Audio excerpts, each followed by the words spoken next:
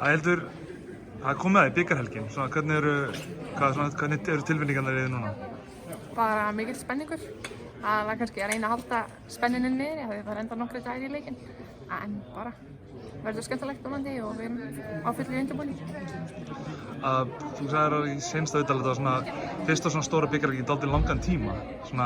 Hefur verið að rifja upp gamla takta eða eitthvað svoleiðis, hvernig Nei, ekki enda, en maður horfir alltaf á bikarinn úti, þannig að þetta er mikil stemning í kringum þessa helgi og gæti orðið skemmtilega leikir. Sérðu eitthvað sérstakt fyrir þér sem þið þurfa að gera til þess að þetta er náttúrulega stór leikur á móti Völsurum, Íslandsmeisturum, deildarmeisturum og bikarmeisturum í fyrra. Þetta er dálítið stór biti. Hvað heldur þið þurfa að gera?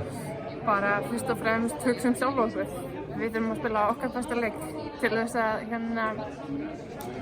þess að fara alla leið og ég meina við erum að fara erum með hörkuleið líka og erum að fara í hennan leik til þess að vinna og fara svo alla leið.